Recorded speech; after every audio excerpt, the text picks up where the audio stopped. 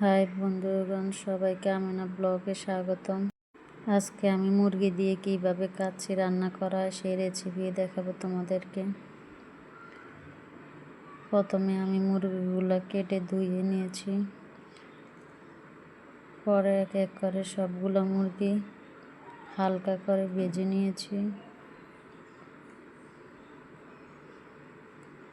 এই যে আমার মুরগিগুলো সব ভাজা হয়ে গেছে।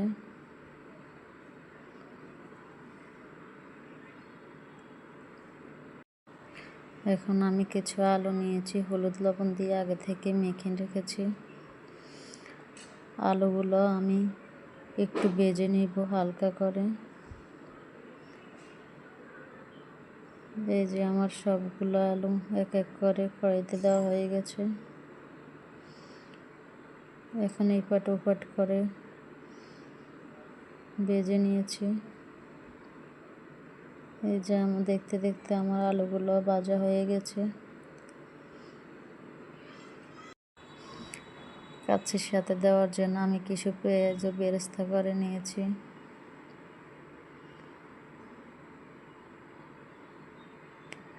এই যে আমার পেঁয়াজগুলো ভাজা হয়ে গেছে, এখন তুলে নিয়েছি একটা বাটিতে।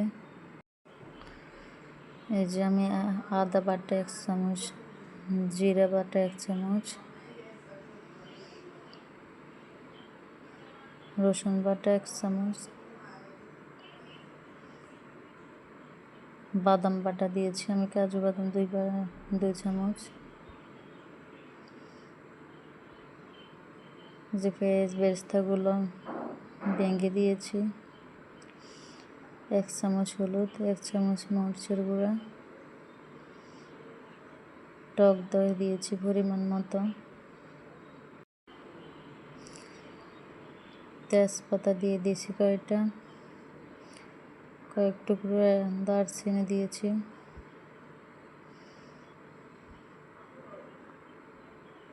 কয়েকটা এলাচ দিয়ে দিয়েছি, 4টা লবঙ্গ দিয়ে দিয়েছি, কিছু কাঁচামরিচ দিয়ে দিয়েছি। এখন পেঁয়াজ বেরেস্তা করার পর যে তেলটুকু ছিল ওই তেলটুকু অ্যাড করে দিয়েছি। এখন আমি কাচ্চির প্যাকেট মশলাটা দিয়ে দিয়েছি। আমি পান কোম্পানির প্যাকেটটা দিয়েছি। এখন 1 চামচ ঘি দিয়েছি।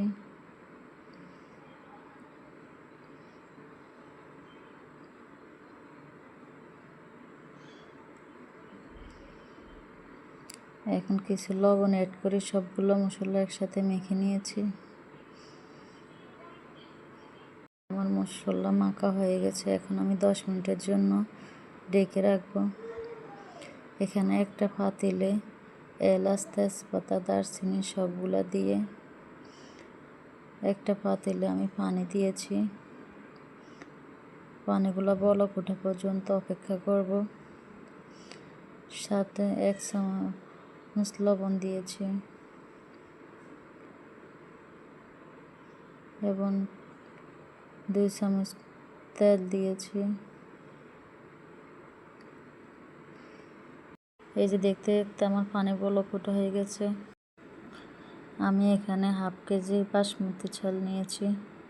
চালগুলো আগে থেকে 10 মিনিটের জন্য ভিজিয়ে রেখেছিলাম।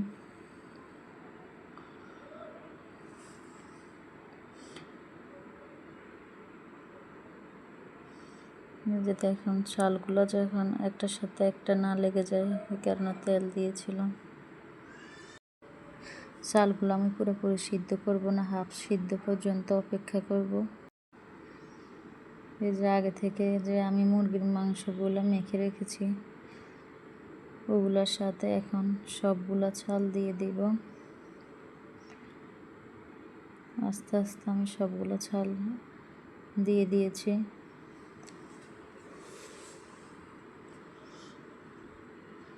আমার চালগুলো দেওয়া হয়ে গেছে। এখন এখানে 2 চামচ ঘি অ্যাড করব যাতে কাচ্চিটা ঝরঝরা হয়। ঘিটা দিলে কাচ্চিটা ঝরঝরা হয় এবং ফ্লেভারটাও ভালো আসে।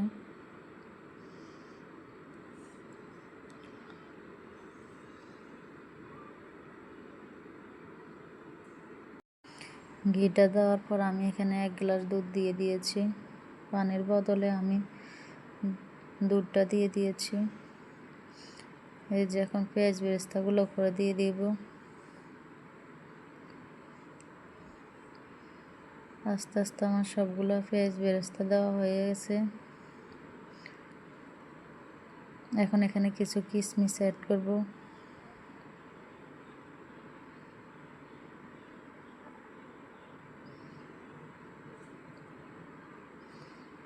কিশমিশ দেওয়ার পরে যে আমি ঢাকনা দিয়ে দিয়েছি। এখন আটা দিয়ে আমি একটা কাই অ্যাড করে নিয়েছি।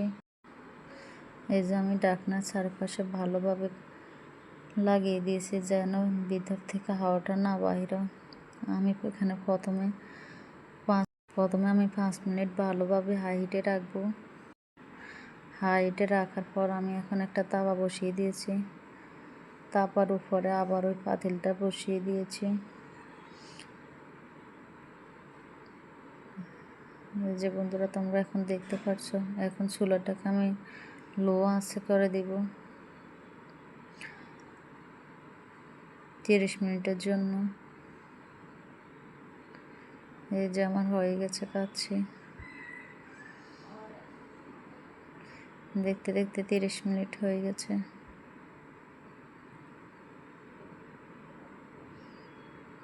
দেখো বন্ধুরা,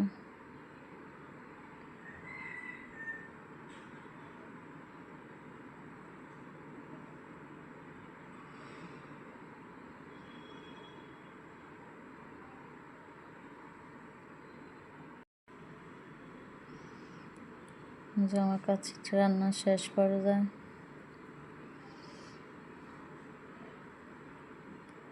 এখন পরিবেশনের পালা।